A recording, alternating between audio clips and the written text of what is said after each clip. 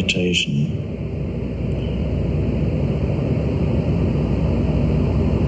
We start with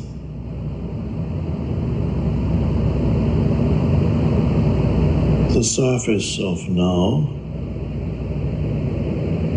which is whatever we perceive at this moment, whatever you perceive, whatever I perceive. Really, it's the I.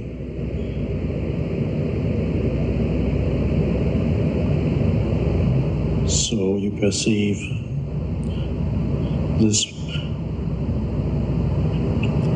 person talking, you hear the voice, there's the totality of the room, there's the ever-present noises,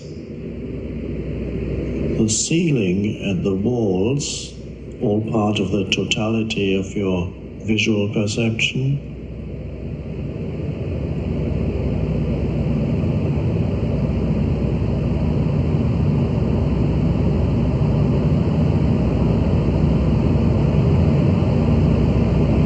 So there's a totality of sensory perception. That's actually call it the surface of the now, or you can call it the outside of now.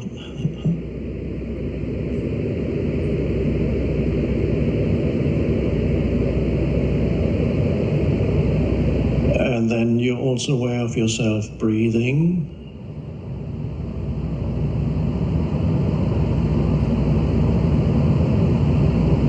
And you may be aware of the energy inside the body.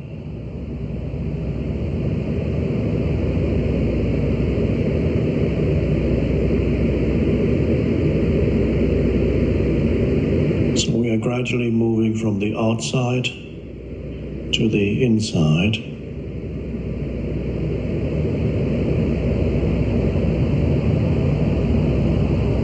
And if you allow the outside to be as it is, although there's nothing special here in this room, it is quite nice. It has its own beauty. Sounds are quite nice if you allow them. Imagine it's the Om sound. Om.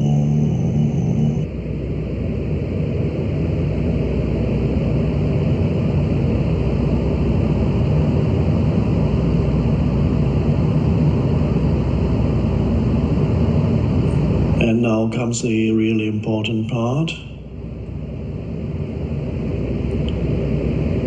You're aware of yourself as the perceiver of all these things. You're not aware of yourself right now, of the personal self, because at this moment, let's use this word, I hope that you are not thinking about your personal history right now, or the problems you've had in the future, in the past, or might have in the future. So when I say you're aware of yourself, it's not you're aware of yourself in the usual way, because when you usually say you're aware of yourself, you're aware of the story of yourself, you and your life, you and your position in the world, you and other people, and so on. No, more simple now in our meditation, you're aware of yourself not as a person with a history, but a deeper level of self, and we begin by calling it the perceiver of whatever it is that arises in your perception, auditory, visual, feeling, sensing.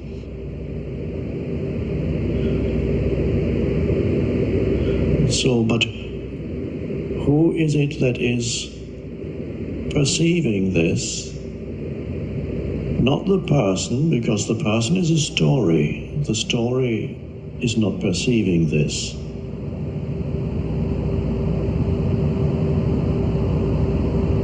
So for a moment, let's not call it anything, but be aware of the simple fact that you are perceiving this, but you don't know what that is, that I that is perceiving. But there's no doubt that that is there. And even if what you're perceiving is a dream, perhaps it is,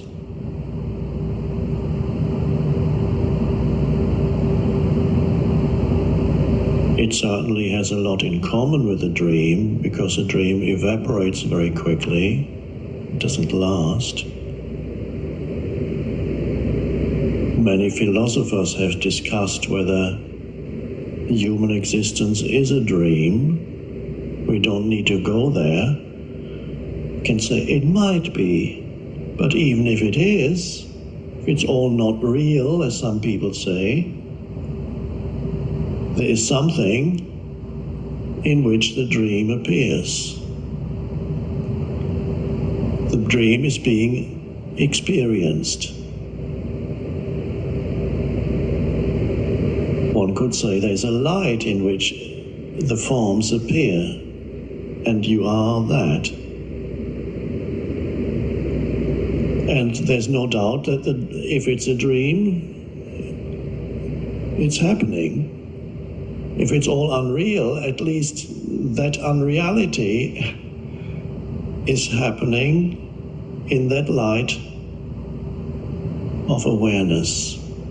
Because without that awareness, there would be no sense perception, there would be no room, there would be no voice, or somebody listening to the voice. So that's the one thing that cannot be doubted. Everything else you can doubt, whether it's actually real. And that awareness is formless. It doesn't have a history, because your entire history appears in it. When you remember it, in that awareness. And when things happened that once happened, they happened in the present moment, in the light of awareness. And you can only remember it as the awareness now. So I'm now asking you, although you continue to be aware of sense perceptions, to simply acknowledge the fact that you are aware. And even that is not perhaps putting it rightly, to acknowledge the fact that there is awareness.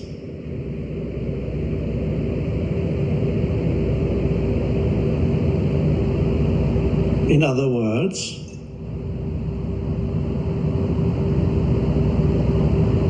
you are aware that you are aware.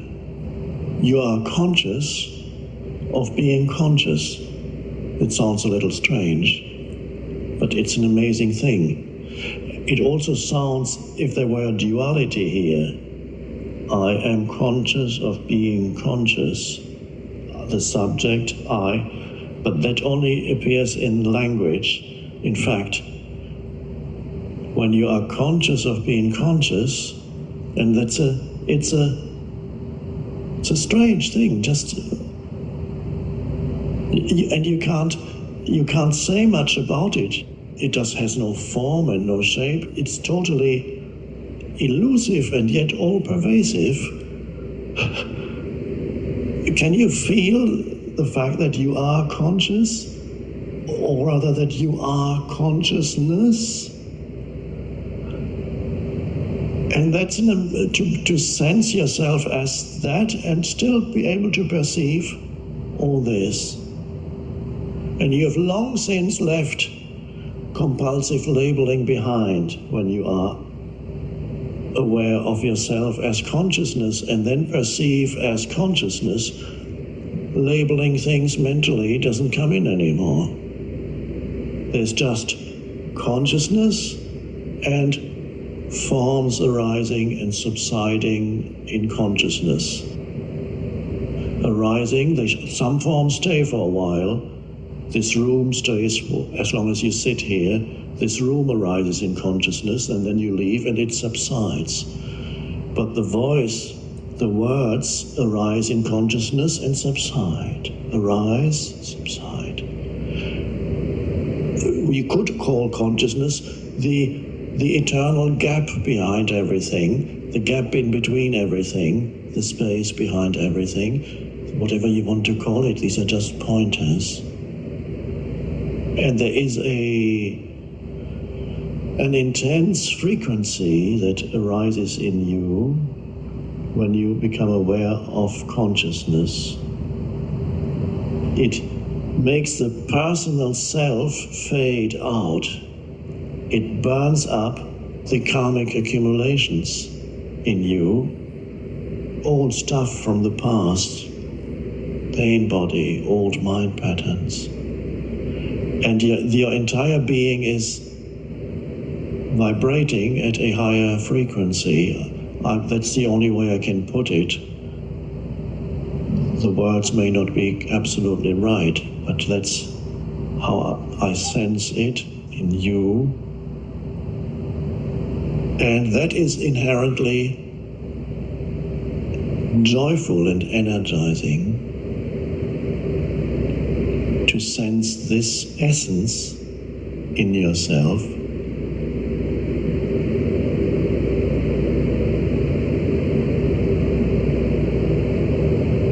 We are learning here not to have it as a very short-lived glimpse, but to be able to stay there.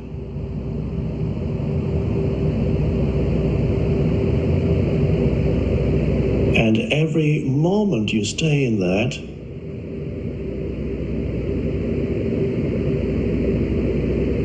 the old gets burnt up in you.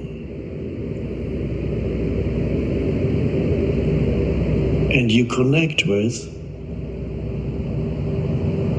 intelligence, not the IQ intelligence that you measure in IQ tests. That's a very limited form of intelligence. Creative intelligence, I talk about.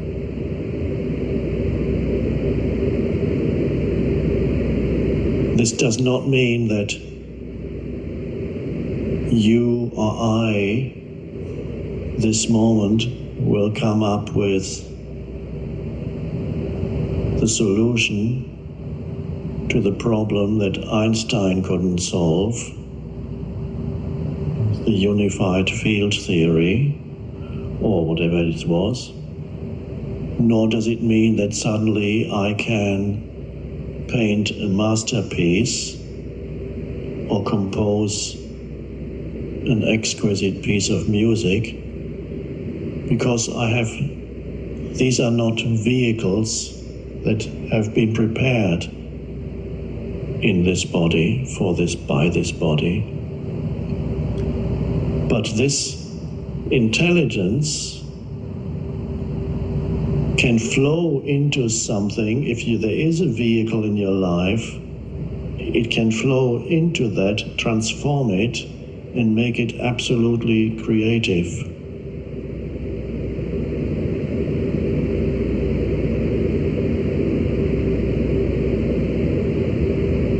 And even that is no more than a bonus.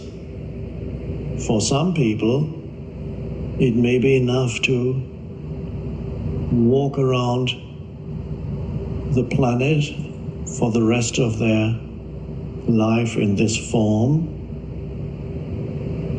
as peaceful, intensely alive beings that are astonished at the beauty of all things and bring that vibration of peace that comes with the awareness of pure consciousness. Whoever they meet gets a little whiff of that. And for some humans, that's enough, and they fulfill their purpose here.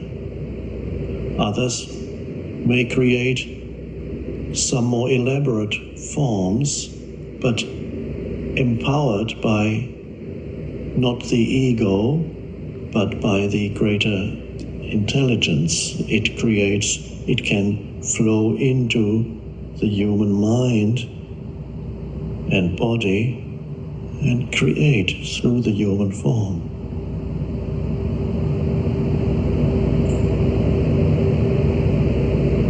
Let's come back to the simple secret. Be conscious that you are conscious. Feel the awareness as your essence. And you will notice it's very still. The awareness is still. I compare it sometimes to space.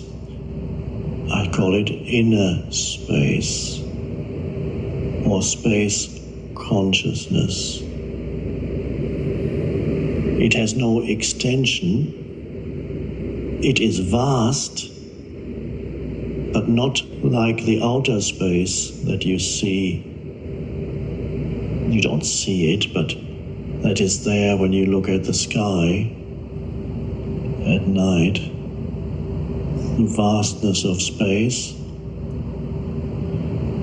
is only a reflection in the external of who you are in the essence of your being.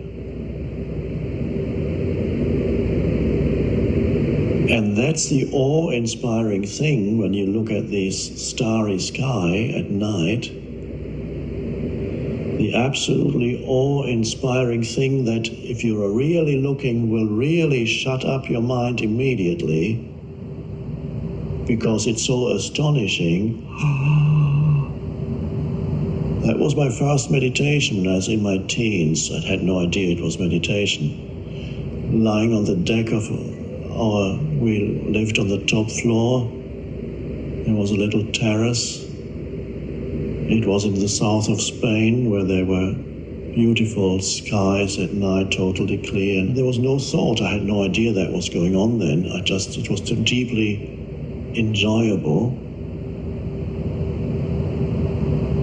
The awe-inspiring thing is not the countless suns that you see, which are stars,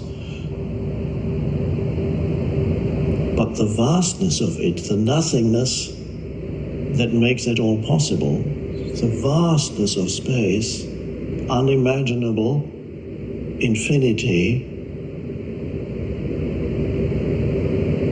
And there too, that can put you in touch with the vastness within you. Just looking at that. And space, again, is very similar. The outer space is very similar to inner space, because both of them don't really exist. Because, as I mentioned earlier, existence means to stand out. But space is, you can't say, oh, here's space. All you can ever be aware of is things in space. And again, in yourself, you can't say, here is the essence of who I am. You cannot be aware of it as an object. All objects are things, forms that arise in the space. Why can't you be aware of space? Because you are it. You cannot separate from it and look at it as an object. It is the formless I. The I am that I am. The most profound statement in the entire Bible, which is of course a mixed bag of all kinds of writings, but there are some deep insights if you know how to find them. When God is asked, what's your name? God says, I am that I am. That's my name. It's the I am.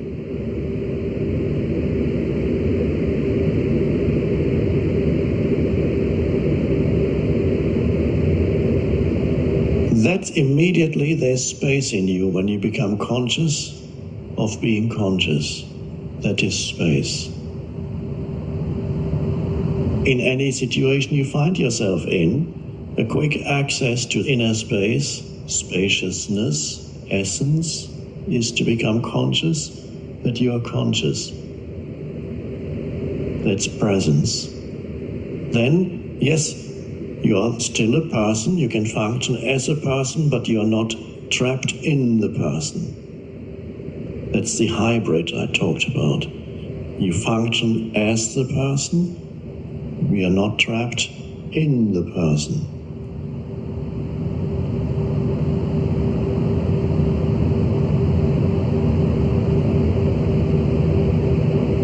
And now for a little while, we just see if we can stay there in that consciousness of consciousness.